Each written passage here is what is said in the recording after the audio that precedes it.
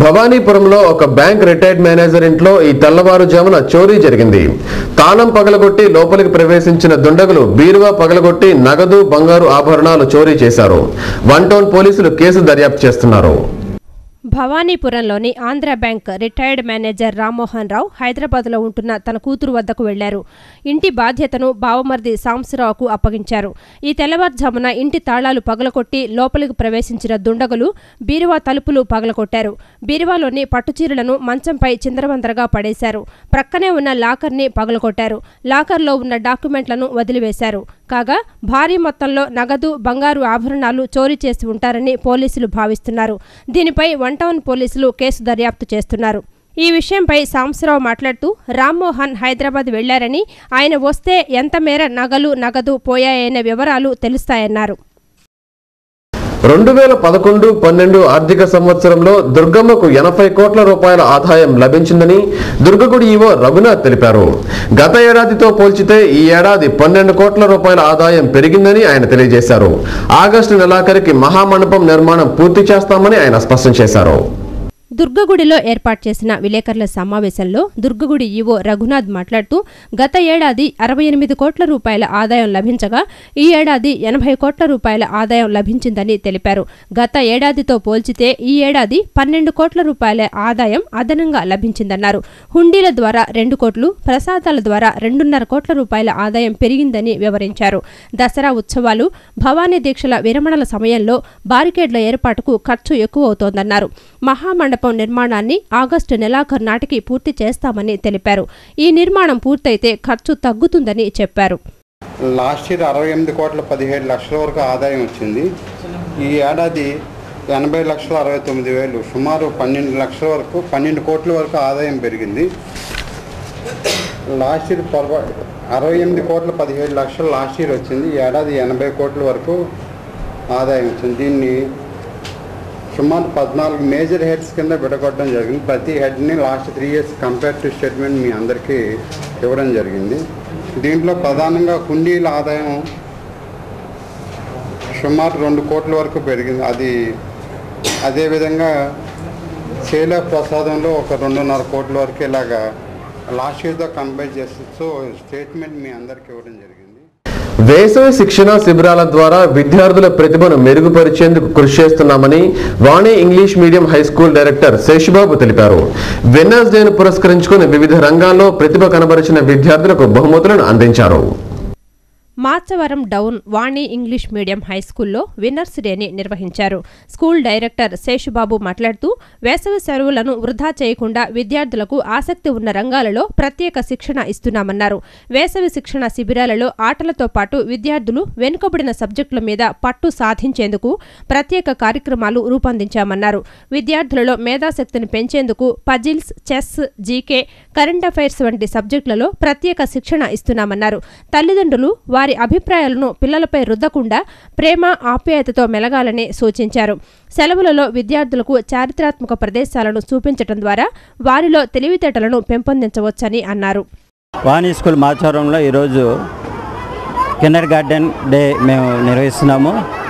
ఈరోజు 80 మంది పైగా కిండర్ గార్డెన్ సర్టిఫికేట్స్ బహుకరిస్తున్నాం. ఈవినింగ్ వివిధ రకాలైన పోటీలు నిర్వహించి వాళ్ళకి ప్రైజెస్ 270 పైగా ఈరోజు ఇస్తున్నాము. ముఖ్య అతిథి అయిన అరుణ్ కుమార్ గారు, ఎల్లారావు గారు వచ్చి ఈ యొక్క కార్యక్రమం పాల్గొంటారు. ఈవినింగ్ పిల్లలందరూ చాలా ఆనందంగా వివిధ రకాల పోటీలు క్రికెట్తో సహా పాల్గొని 270 మంది పైగా ఈ ప్రైజులు మా స్కూల్లో ఈరోజు ఇస్తున్నాం. వినియోగదారుల సమస్యలను పరిష్కరించేందుకు వినియోగదారుల సమావేశాన్ని ఏర్పాటు చేశామని బిఎస్ఎన్ఎల్ డీజీఎం పద్మారావు పేర్కొన్నారు. వినియోగదారులకు ఎదురయ్యే వివిధ రకాల సమస్యలను పరిష్కరించి వారికి మెరుగైన సేవలు అందించడమే ఈ సమావేశం ముఖ్య ఉద్దేశమని ఆయన తెలియజేశారు.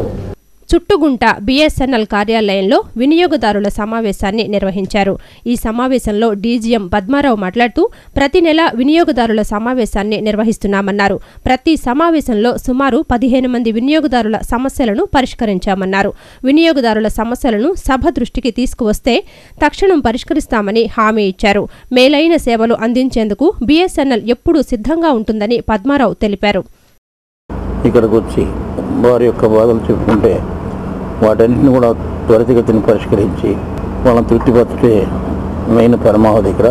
ఈ మధ్యకాలంలో ఈ సమావేశానికి 10-15 మంది మాత్రం వస్తున్నారు. 3 గంటల టైం ఉన్నా ఇవాళ మాత్రం ఒక్కరే వచ్చారు.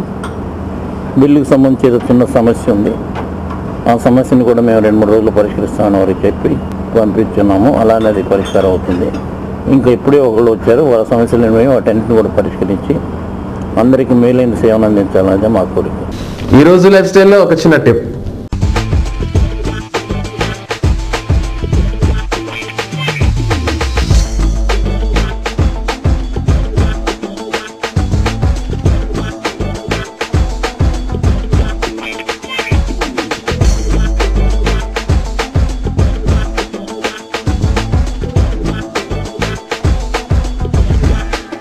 నేడు ప్రతి ఒక్కరూ కంప్యూటర్ మీద ఎక్కువ సమయం పనిచేయటం వల్ల తరచుగా ఎదుర్కొనే సమస్య మెడనొప్పి.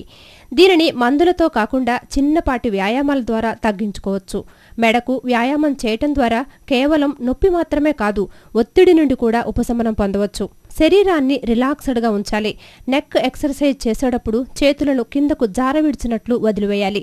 ముందుగా మెడను నెమ్మదిగా భుజం వైపుకు తిప్పాలి. అలాగే 5 సెకండ్ల పాటు ఉండాలి. తర్వాత అంతే నిదానంగా మామూలు స్థితికి వచ్చి ఇప్పుడు కుడి భుజం వైపుకు తిప్పి ఈ దశలోనూ 5 సెకండ్లు ఉంచాక తిరిగి మామూలు స్థితికి రావాలి. ఈ ఎక్సర్సైజ్ ఖాళీ కడుపుతో చేయటం వంటి నిబంధనలు పాటించాల్సిన అవసరం లేదు. మెడనొప్పి, తల బరువు మోయలేనట్లు అనిపించినా ఇలా చేస్తే త్వరగా సాంతన పొందవచ్చు.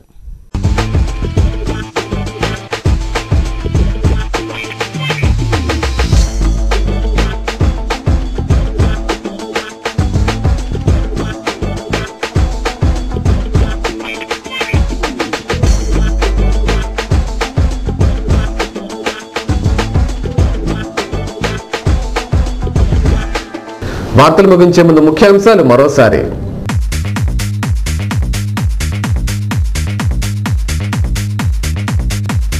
(2011-12) ఆర్థిక సంవత్సరంలో దుర్గమ్మకు 80 కోట్ల రూపాయల ఆదాయం లభించిందన్న ఈవో రఘునాథ్.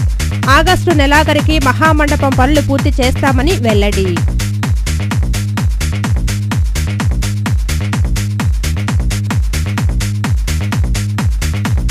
ఇళ్లల్లో చోరీలకు పాల్పడే ముఠాని అరెస్టు చేసిన పోలీసులు. నిందితుల నుంచి 2,75,000 రూపాయల సొత్తు స్వాధీనం.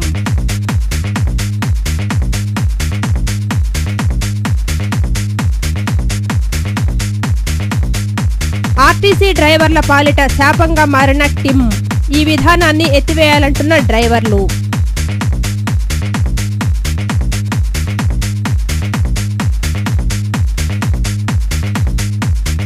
పాఠశాలల బస్సులకు ఫిట్నెస్ పరీక్షలు చేస్తున్న ఆర్టీఓ అధికారులు. నిబంధనలు పాటించని పాఠశాలల యజమానులపై చర్యలు తప్పవని హెచ్చరిక.